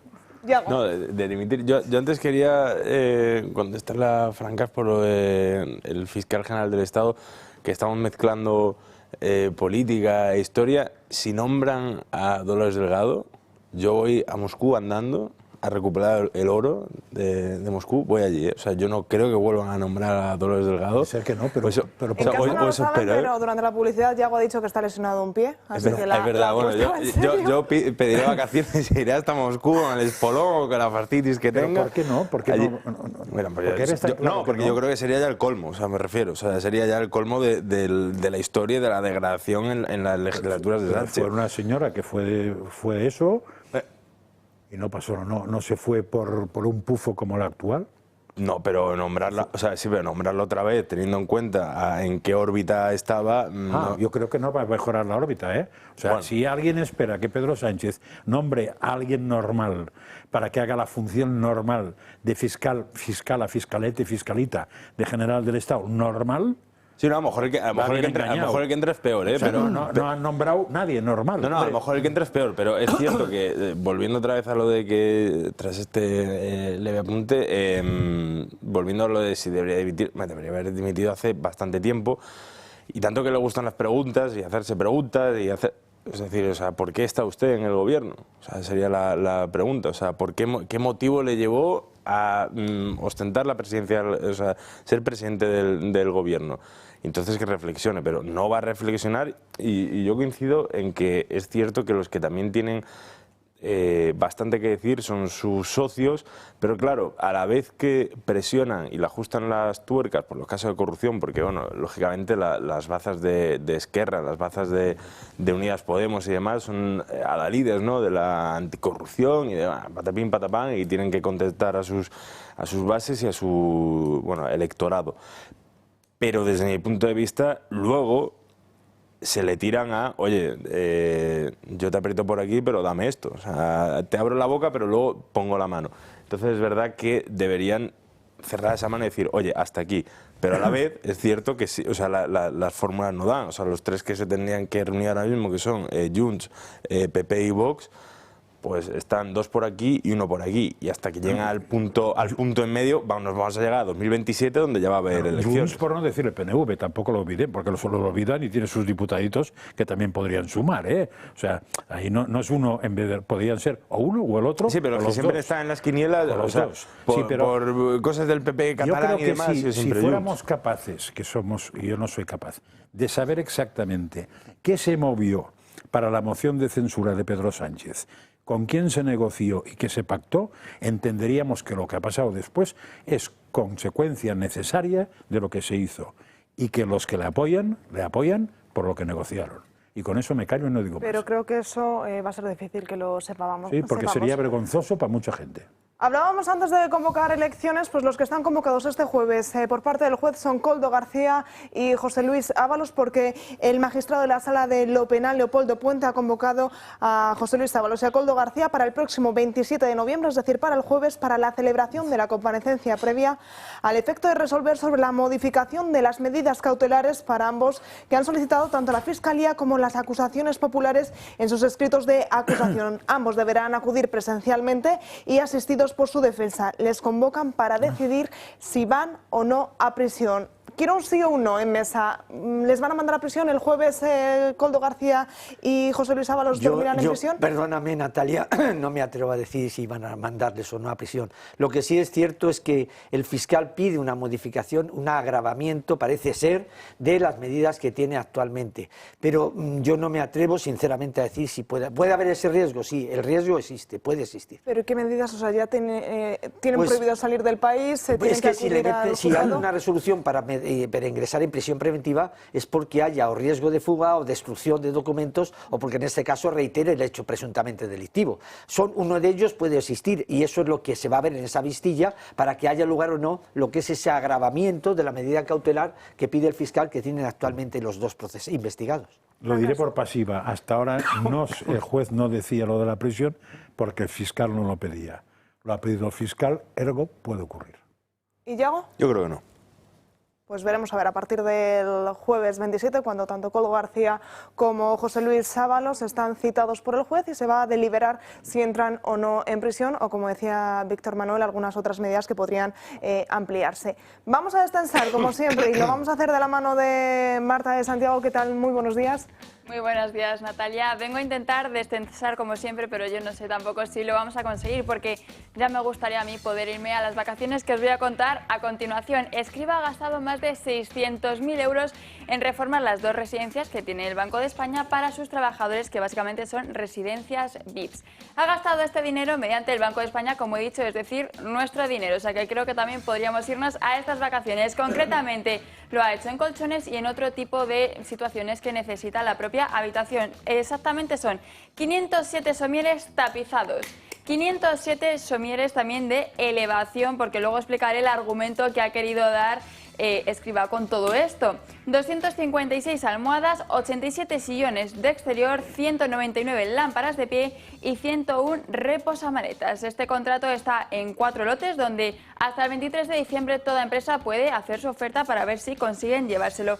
Los inmuebles, como he dicho, se encuentran en Cercedilla, están en Madrid y otro en Tarragona. Y para que ustedes sepan, el trabajador que quiere ir allí una quincena va a gastar solo 200 euros. Con todo completo, con todo tipo de actividades, tienen monólogos, tienen actividades de yoga, tienen todo tipo de cosas por 200 euros y, como digo, encima ahora altas calidades. Argumentan todas las cosas. Los colchones dicen que es que hace mucho que no se cambian y que ya están desgastados. El motorizar también lo dicen que es a favor de las señoras de la limpieza para ayudar a poder limpiar. El tema de las lámparas dicen que también por el tema de las energías ahora mismo también es necesario este cambio. Es decir, encuentran para todo, pero no sé, Yago, ¿tú qué piensas? Si te gustaría ir a estas vacaciones, a este lugar, ¿qué piensas? A mí me gusta ver un monólogo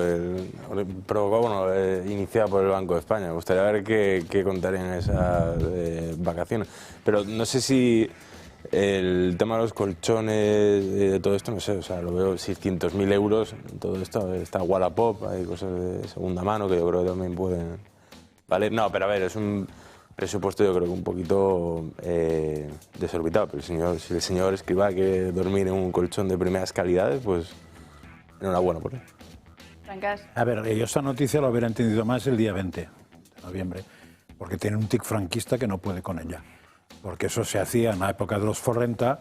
Todas las empresas estatales tenían sus propios economatos, tenían sus propios sitios para que fueran de veraneo los trabajadores, etcétera. Pero eso se fue desapareciendo y de hecho yo creo que hay muy pocas empresas en España que aún mantengan ese tipo de estructura para sus trabajadores. Pero en fin, si Escrivá las quiere mantener, creo que es un tic franquista que no diré que es malo, ¿eh? Igual es encantador y lo podrían imitar los demás. Sí, pero puedes mantener. Otra cosa más es el gasto ya no tiene sentido en la situación en que estamos, pero ya el hecho en sí de que haya esas cosas, que se mantengan esas cosas, y de hecho rodeando Madrid, según como vais, se ve sitios que eran de determinados bancos, de determinadas empresas como Telefónica, que ya no son eso, que han pasado a ser una cosa más abierta. Con lo cual, pues claro, es lo que dices, o sea, se puede mantener, ¿no?, este tipo de instalaciones para los trabajadores si Escrivá lo quiere hacer, pero gastar 600.000 euros para ir de lujo vacaciones, donde encima el propio trabajador solo paga 200 euros, ¿qué piensas? Sí. Yo pienso que en este caso es un deporte, el pensar en España, cada vez más peligroso. Pero yo creo que en este caso hay cuestiones y dineros más necesarios en donde se puedan invertir y ayudar a personas que lo están pasando pero que muy mal. Solo hay que ver en estas fechas que vamos a entrar de Navidad cómo existen personas que necesitan alimentos para subsistir. Por lo tanto, todo lo que sea mejorar, bienvenido sea, pero sin olvidar a los más necesitados de protección, que a verlos hoy en día hay muchos. Estos 600.000 euros, Yago, ¿en qué cosas podríamos destinarlos? Que creo que ahora mismo son mucho más importantes que en mejorar instalaciones para trabajadores. Hombre, pues yo creo que, por ejemplo, ahora que se acerca la Navidad, en la ilusión de muchos niños que están en familias, bueno, pues desestructuradas, yo creo que, por ejemplo, cerca de donde yo vivo, a veces también veo esas famosas colas del hambre que ahora pasan desapercibido y que muchos ayuntamientos quieren quitar, como ocurre en Madrid, por ejemplo, de la Plaza de Ópera, no sé, para seguir dando una imagen de país número 1 mundial a los turistas que vienen aquí a descomponer casi también a veces la sociedad española. Yo creo que hay muchísimos sitios donde invertir esos 600.000 euros, en carretera, pero vuelvo a repetir, yo creo que lo primero sería en el pueblo, y más allá de la ilusión, yo creo que lo segundo es la vivienda, al menos, pues mira, construir 2 casas, 3 casas, no sé cuántas casas pueden construir con 600.000 euros. Pero... Incluso en bajar impuestos sería casi mucho mejor. Sí, nos beneficiamos más por lo menos. Ya está. Marta, tenemos otra noticia rocambolesca preparada. Tenemos otra que de hecho es muy dada para esta sección de Crónicas de Manicomio. Están intentando silenciar al escritor Soto Ibars, un grupo de feministas, porque este escritor ha escrito un libro acerca de la violencia contra la mujer y las denuncias falsas. ¿Cómo se llama el libro?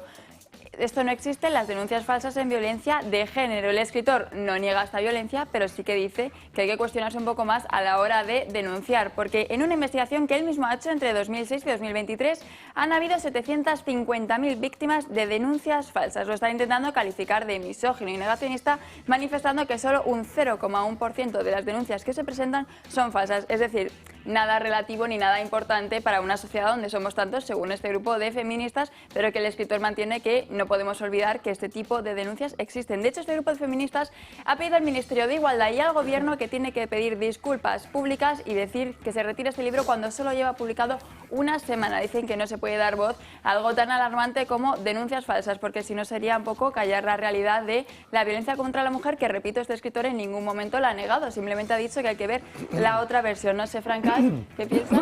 Yo creo que a Soto Ibars lo que habría que hacer es, Soto del Real es poca cosa, lo normal sería un cadalso, y probablemente si fueran las feministas las que mandan, lo de la guillotina estaría muy bien tirado. Cuando se analiza el 0,1, que por cierto no es 0,1 sino que 0,001 o más, es el dato que da el Consejo General del Poder Judicial sobre denuncias falsas. Es decir, todas aquellas denuncias que jurídicamente se ha demostrado que son falsas porque ha habido un juicio sobre la denuncia. Cuando en simultáneo había ese dato y tú ibas a una comisaría de policía y preguntabas a los policías, te decían que habría un poco más. Incluso te llegaban a decir una cifra tan simple como sobre el 70%. Entonces yo me quedo con ese dato. La policía decía un 70% y el Consejo General decía un 0,01 de los que han llegado a juicio. Claro, es que la mayoría no llegan a juicio ni llegan a nada, de nada, porque las denuncias falsas no se suelen hacer para condenarte a ti mismo, sino que se suelen hacer para que tengas ventajas en un divorcio, en una separación, etcétera, que muchísimos malos abogados han recomendado eso. A partir de ahí el libro es un estudio investigando todo eso, claro, y entrar con dogmas contra las investigaciones no deja de ser curioso. Sí, pero ¿se puede retirar un libro por ser polémico? Me refiero, ¿dónde estamos dejando la libertad de expresión en este momento? Se puede retirar en la URSS, se puede retirar en Venezuela y se puede retirar en la Revolución Francesa, que por eso he dicho lo de la guillotina, y se puede matar directamente al autor también, pero no deja de ser, pues eso, Curioso que lo edite Debate y no haya debate alguno, lo único que voy a decir. No da pie a ello. Pues Marta, muchísimas gracias como siempre por traernos estas noticias que bueno, nos hacen que pensar y nos hacen sacar una sonrisita de ver todo lo que puede dar de sí nuestro país. Gracias, muy buen fin de semana. Muchas gracias, Natalia. Y nosotros nos vamos a ir a la última pausa publicitaria y a la vuelta seguimos aquí en Dando Caña. 1:30 de la tarde seguimos aquí en directo y nos vamos directamente hasta la Casa de Correos porque allí está ofreciendo una rueda de prensa Isabel Díaz Ayuso en la que hasta el momento ha dicho que la revelación de secretos es un derecho fundamental contra un ciudadano. La escuchamos. Defendía de él y el fiscal ha sido condenado. Él mismo dijo que habría que pedir perdón al fiscal mientras juntos borraban todo dispositivo digital con el ánimo de obstruir la labor judicial. Por eso esta noticia ha dado la vuelta al mundo, porque en ninguna democracia liberal un fiscal depende del presidente del gobierno y aún menos cooperan coordinados en operaciones de Estado hasta llegar a ser condenados por el Tribunal Supremo. ¿Cómo reparar, si no, la desconfianza en nuestras instituciones? ¿Cómo explicarle al mundo que España no tolera que su presidente arremeta impunemente contra el Poder Judicial? ¿Desde cuándo una democracia puede normalizar que el presidente del Gobierno utilice el poder del Estado de manera ilegal contra adversarios políticos?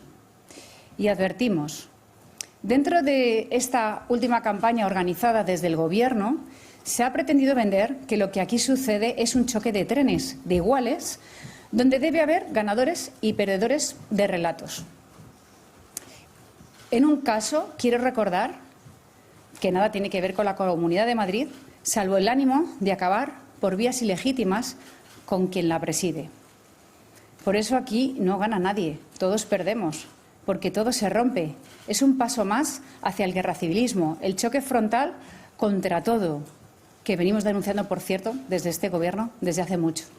El presidente va al choque para que parezca que todo está enfrentado a culpas iguales. Moncloa, Sol. Supremo, Constitucional. Supremo, Moncloa. Justicia contra el presidente víctima, es decir, la justicia contra la democracia. Para llevar esta situación hasta las últimas consecuencias, como si todos fuéramos lo mismo y buscáramos lo mismo, para crear dos bandos y que cada uno hable al suyo, como si esto fuera de los míos y los tuyos. Es decir, o la democracia populista de Sánchez o el golpe.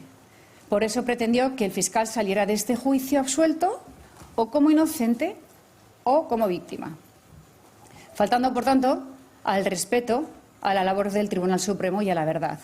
Y no hay derecho a causar tanto daño a las instituciones y a la convivencia de los ciudadanos. España no se merece un gobierno que les mienta, ni que les parta en dos, ni que utilice el poder judicial que le pertenece a todos los españoles para fines políticos, entre ellos la permanencia en el poder a toda costa. Ni ningún funcionario, fiscal, abogado del Estado, nadie debe sentir ni de lejos el aliento del poder político en su labor diaria. Este ataque del aparato del Estado a un ciudadano no puede volver a repetirse, ni se puede tolerar un día más que se intente poner al Estado a disposición del Gobierno para protegerle de su corrupción. Corrupción no se soluciona con más corrupción. Como corrupción es mantenerse en el poder con pactos con partidos minoritarios a través de la compra de voluntades, escaños por asientos en empresas públicas y privadas previamente colonizadas. Otra más de corrupción que han fomentado la coalición de gobierno a través de Navarra, el poder que gracias a ello está adquiriendo Bildu. Como sucede con la mano derecha del presidente, el señor Ábalos, para el que la Fiscalía pide 24 años de cárcel, y su mano izquierda, el señor Cerdán, al que se le piden otros tantos. No sabemos qué pretende hacer el presidente en las próximas horas y días. Es experto en apagar incendios con más gasolina, para tenernos despistados, entretenidos. Nosotros deseamos que todo esto pare de una vez. Deseamos que España comience a replantearse la idea de una nueva transición como consecuencia de la maravillosa obra de 1975 y que ahora celebramos todos con el aniversario de la espléndida monarquía española. Todos menos el presidente del Gobierno, claro. Lo que es muy esclarecedor de lo que está pasando.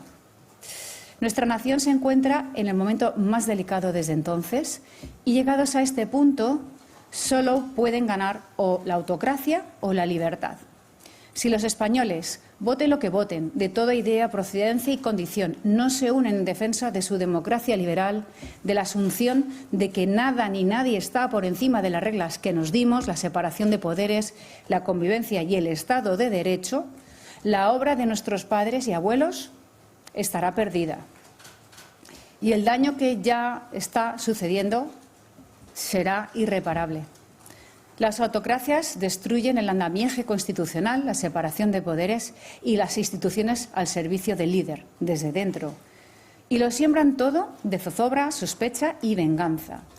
Es el proceso por el que nos llevan especialmente desde que los casos de presunta corrupción de la esposa del presidente del Gobierno salieron a la luz. Con o sin Parlamento, con o sin presupuestos, sin Senado, sin Poder Judicial, sin explicaciones. Insistimos en el daño que se está causando a España. ¿Qué herencia le dejamos a las nuevas generaciones? Un país dividido de intrigas y bandos, como sucedió en los peores episodios de nuestra historia, que dependiendo de quién instruya, legisle, juzgue o redacte una noticia, tendrá presunción de veracidad o culpabilidad.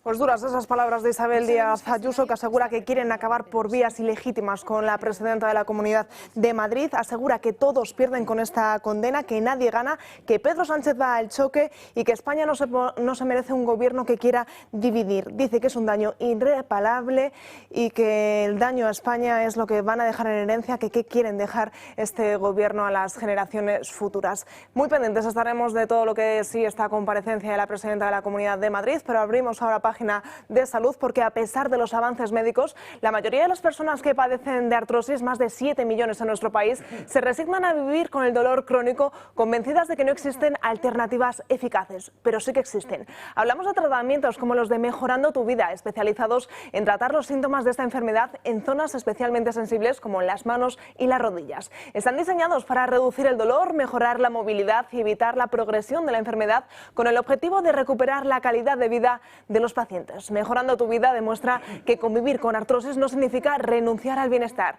Si tú eres uno de ellos, no te resignes y Adolfo Albistur es responsable de Mejorando tu Vida.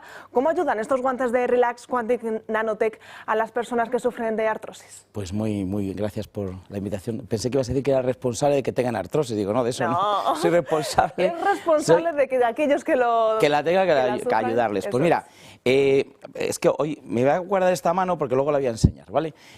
Ya sabéis que la gente que tiene artrosis es un problema que el cartílago, pues bueno, has perdido cartílago, esos huesos se van acercando, tocan el nervio, pinzan, duelen, se inflama y entonces, bueno, pues hemos perdido el cartílago, entonces poco más podemos hacer ahí. Sí que tenemos que intentar es seguir moviendo y sobre todo vivir sin dolor. Ya sabéis que para los guantes es lo primero que empezamos, 20 minutos. Además los guantes tienen un tema también psicológico, que las manos se van doblando, los anillos ya no quedan bien. Bueno, pues los guantes tenemos para las manos. Rodillera, que es la parte que teníamos para rodillas, esas personas que os cuesta a veces subir escaleras, incluso os duele al caminar, son 10 minutos con terapias de luz. Toda la zona espalda, dorsal, lumbar y este que ya habíamos dicho que era también para el hombro, etc. Y hoy saco este producto, pongo así la mano, porque es novedad que también el doctor José de la Mata, que es el reumatólogo que lleva toda esta investigación, hay una enfermedad, una patología que se llama rizartrosis, que es esta que se tiene justo en esta zona, que te duele esta zona, ¿no? Por ejemplo, los peluqueros, por ejemplo, pues es una muy típica, pero ya en general lo tenemos la población por el tema del móvil, que movemos mucho lo que son la parte de los pulgares, ¿no? Y es un dolor bastante intenso, bastante desagradable. Bueno, pues aquí se trabaja con este tal, simplemente es dar a los botones, tú regulas un poco, tiene también terapias de luz y regulas también el calor y la vibración. Y también este mismo, fíjate, sirve también para los juanetes, que también es algo también bastante doloroso. Entonces, lo que os digo es que ya casi creo que tenemos todas las zonas del cuerpo donde podamos tener un dolor en las articulaciones, pues cubiertas. La pregunta del millón, ¿dónde podemos conseguirlo? ¿Cómo podemos hacernos con ellos? Pues mirad, llamar a un teléfono que tenéis ahí en pantalla para que sí os podamos explicar bien todo, nos digáis vuestro caso y veamos un poco pues cuál es el aparato, digamos, que os va a ir mejor y sobre todo porque si ya habéis comprado alguno, y este ya os interesa, vais a tener un precio súper espectacular. Así que ese 900, 730, 122, marcad ahora para que sepamos que sois vosotros.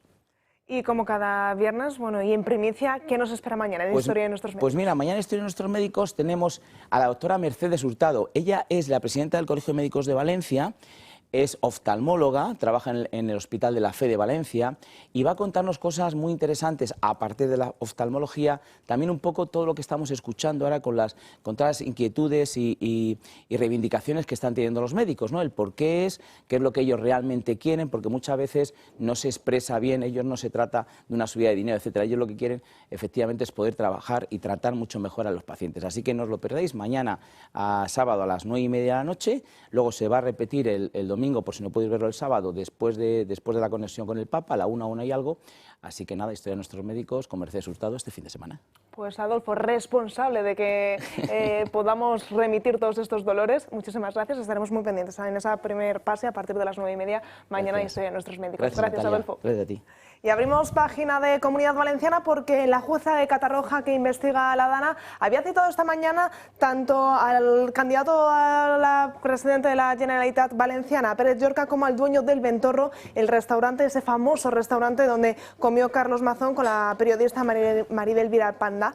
El dueño del Ventorro aseguró ante la jueza de la Dana que Mazón y Vilaplana se marcharon no más tarde de las 7 de la tarde. Además, el restaurador ha afirmado que el presidente llegó solo y sin escoltas y que la reserva para esa comida la había realizado la propia Generalitat Valenciana. De nuevo, bueno, pues esta jueza llama para declarar como investigados a dos piezas que podrían intentar esclarecer, aunque bueno, llevamos diciendo varias semanas que no sabemos hasta qué punto el papel del restaurador, el papel del dueño del Ventorro es importante en todo esto. Sobre todo el papel de Mazón. Porque si resulta que esta jueza no tiene ninguna posibilidad de juzgar a Mazón, está rodeando a Mazón. Entonces yo no acabo de entender exactamente qué es lo que hace, porque me parece que o bien va a por Mazón y entonces tiene que soltar el caso y mandarlo a otra instancia, puesto que no es competente, porque Mazón es un aforado, o no sé qué hace mareando la perdiz. Pero como doctores tiene la Iglesia y la parte jurídica también, yo cedo la palabra a Víctor Manuel, que es el que sabe del tema jurídico. Yo evidentemente no sé por qué la juez, porque habría que estar personado en la causa para conocer cuáles son esas bases por las que la juez instructora pues lleva a cabo esas citaciones y esas declaraciones. A mí me parece, o me parecería, que es en base a la investigación que está llevando a cabo con el resto de los investigados, al margen de Mazón. Porque, como bien ha dicho Franca, si Mazón hubiera indicios razonables de criminalidad en cuanto a una investigación, no sería esta la juez competente, sino sería el Tribunal Superior. Pero toda esa causa de investigación, de instrucción, tendría que elevarse a ese Tribunal Superior. Y, en consecuencia, yo entiendo que la juez lo que está intentando es sacar todo el máximo de jugo procesal en la investigación para los que están investigados, ver cuál es su responsabilidad legal y, al mismo tiempo, saber en parte cuál es la viabilidad que pueda afectar a otra persona para que en este caso pueda haber indicios de elevar esa instrucción a lo que es a un tribunal superior como competente al existir un presidente de una generalidad o Generalitat Valenciana. O sea, rodear a Mazón. Sí, pero no. Porque la que comió con él, con el resto no tiene nada que ver. Sí. El dueño del restaurante, con el resto no tiene nada que ver. El que le llamó por teléfono, con el resto no tiene nada que ver. Pero yo creo que sí tiene que ver, porque en las declaraciones que se dicen hablan otros investigados. Yo creo que al margen de que pueda haber un intento de ver esa expresión coloquial, bien dicha por tu parte de una manera televisiva, entendible, rodear a Mazón, también puede haber lo que es el tema correspondiente de aclaración de los investigados, porque ha habido declaraciones de los investigados y de testigos que afectan a esos investigados al margen de Mazón. Es decir, Mazón es uno de los responsables que está en este proceso fáctico. de lo que ha ocurrido, pero desde el punto de vista jurídico también hay otros investigados que tienen que responder, según la juez instructora, de esta situación. Por tanto, yo creo que es un doble investigación que va fundamentalmente a los investigados, entiendo, estoy hablando sin conocer la causa, orientativamente y de una forma no limitativa, pero que también puede haber algún ramalazo procesal, dicho sea en un lenguaje entendible, que conlleve que la juez vea indicios de Amazon. Pero no solamente creo que se esté ciñendo a ver si rodea a Amazon o no, sino también al esclarecimiento en esa investigación de los investigados actualmente. Creo, entiendo.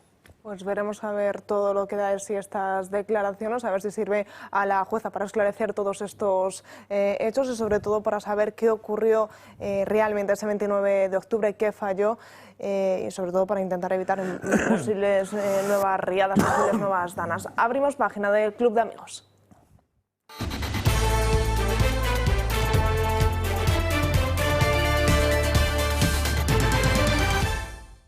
Paula Cruzado, muy buenas tardes, cuéntanos. Muy buenas tardes.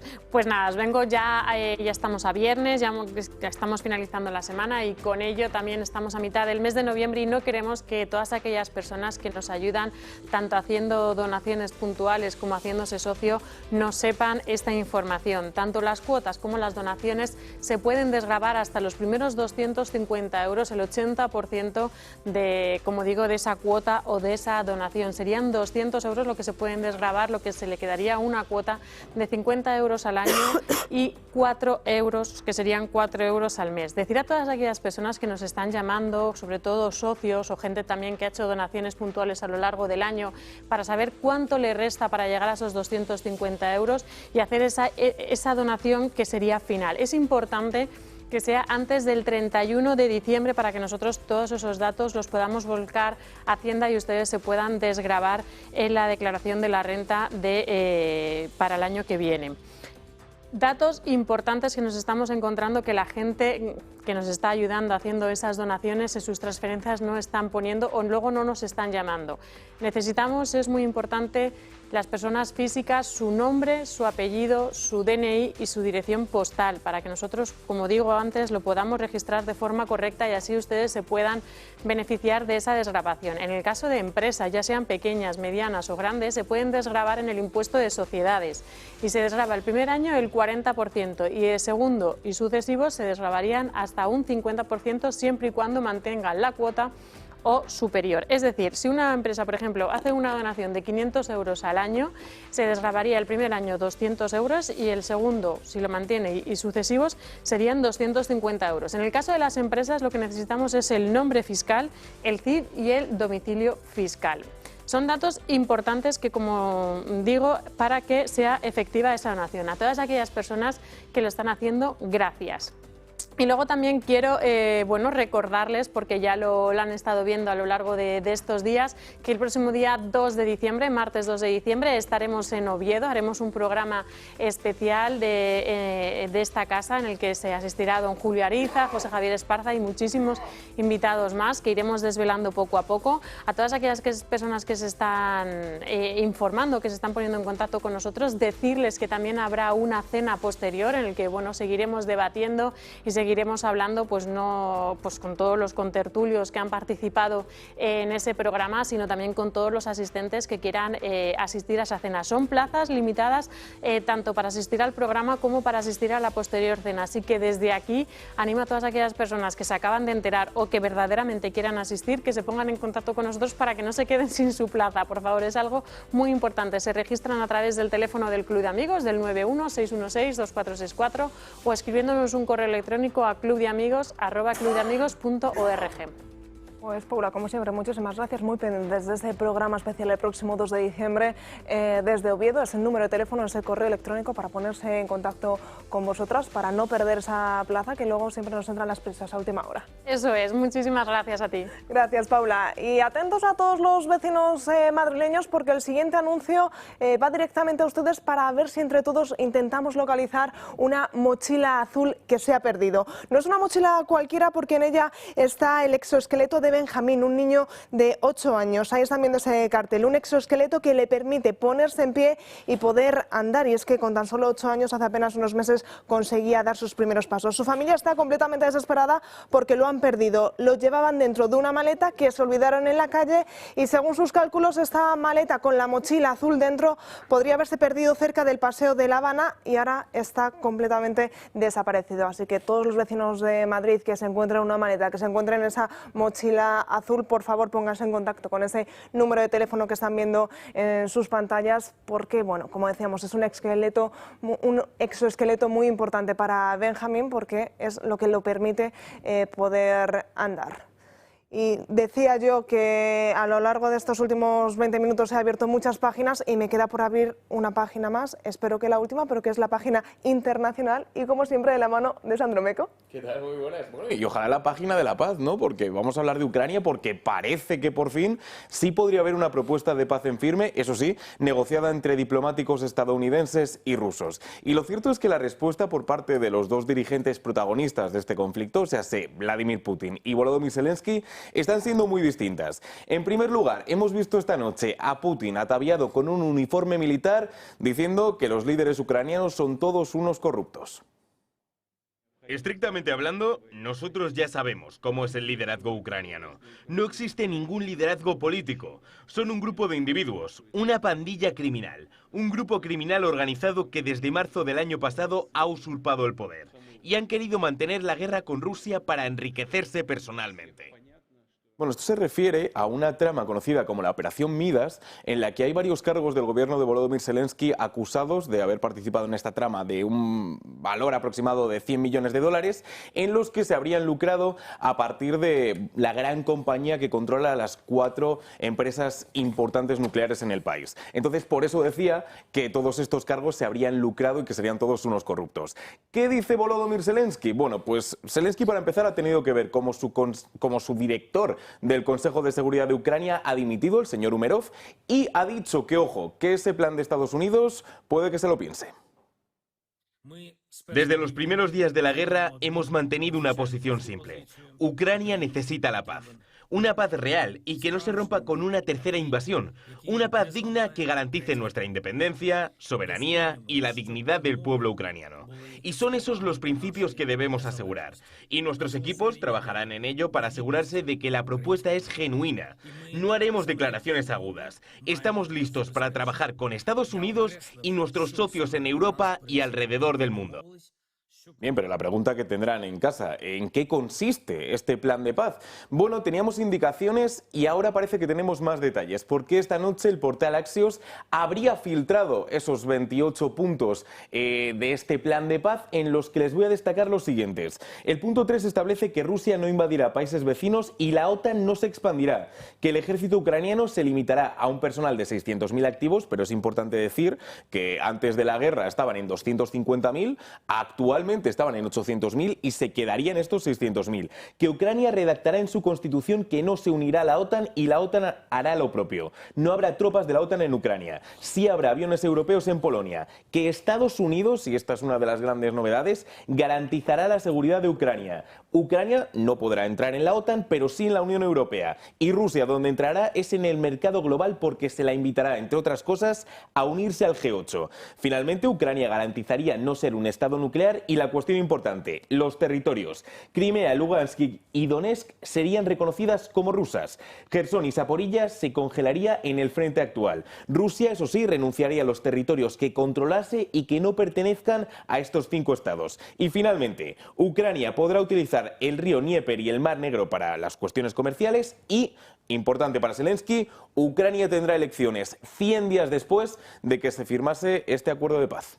Bueno, ¿factible o no factible? ¿Veis este acuerdo de paz, este posible acuerdo de paz para poner por fin a ese conflicto ruso? Yo veo muchos, o mejor dicho, escucho muchos puntos y desde luego creo que se van a negociar todos y cada uno de ellos. Si de verdad se tiene interés de llegar a un acuerdo para una paz, se moldeará, se llevará todo lo que es el tema. No hay que olvidar que yo no sé si Sandro en este caso me lo lidera, si esto podemos llamarlo contratos de adhesión. Como saben los televidentes, los contratos de adhesión son como las lentejas, si quieres las coges y si no las dejas, dicho sea un lenguaje gastronómico. Si eso es así, yo creo que tiene que haber una negociación. No va a ser fácil un acuerdo de paz si son obligadas esos puntos llevados a cabo. Es que ahora mismo la información, lógicamente, no hay demasiados detalles al respecto, pero ahora mismo la información sí establece que Estados Unidos está presionando a Zelensky para que acepte. Entonces, creo que... ¿Y Rusia? Claro, y Rusia, no, Rusia pues, sí que está contenta. Realmente Rusia, que yo creo que sale como gran ganadora de esto.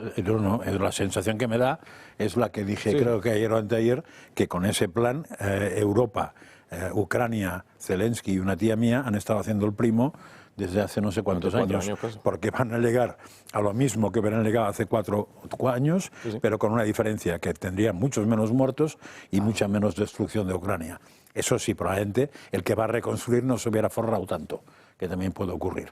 Pero me gustaría saber si eso es fruto de conversaciones entre Estados Unidos y Rusia. Pues entonces, porque algún tipo de esos puntos da la sensación de que está muy trabajado. Y el que sale perdiendo, tengo claro quién es. Claro, o sea, la perspectiva hasta ayer era que Ucrania iba a rechazar esto porque no había tenido papel directo en las negociaciones.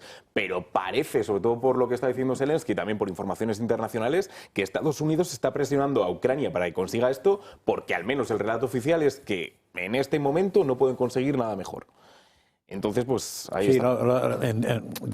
Digamos, siempre la duda ha sido si esas 5 provincias que dices tú gozarían de un estatus de independencia tanto de Rusia como de Ucrania o se anexionarían a Rusia. No, y parece que ahí se las come con patatas fritas Ucrania, hay Rusia, con lo cual si se hubiera hecho hace 4 años el plan era que fueran independientes, con lo cual Ucrania ha perdido. Además es gente, ha perdido territorio. Pues nada, que sigan. Acuerdo de paz impuesto por Estados Unidos y Rusia, el país invadido, creo que es la claudicación de la seguridad europea, una prueba más de que seguimos siendo en muchos aspectos una colonia de Estados Unidos, o sea, esto es una realidad, y es un fracaso de la Unión Europea y de Reino Unido. O sea, recordemos que Boris Johnson, aquel señor con unos pelos bastante curiosos, saboteó, digamos, en Estambul unos acuerdos de paz. Y creo que es un fracaso para la libertad y la seguridad europea, porque estás diciendo que un país no se puede unir a una alianza militar porque pues, el que invade y el que agrede y el que anexiona territorios desde el año 2014 y el que hace una guerra sucia e híbrida en multitud de territorios europeos, así lo dicta, se envíen ambos mandatarios. ¿Qué ejemplo entonces se le da a Georgia? ¿Qué ejemplo se le da a Moldavia, que ambos tienen territorios en esa Abjasia y Osetia del Sur en Georgia, como Transnistria en Moldavia? ¿Qué ejemplo se le da, por ejemplo, a Bosnia y Herzegovina, que también quiere entrar en la Alianza Atlántica? Y bueno, pues con estos dictámenes impuestos por la Casa Blanca es bastante peligroso.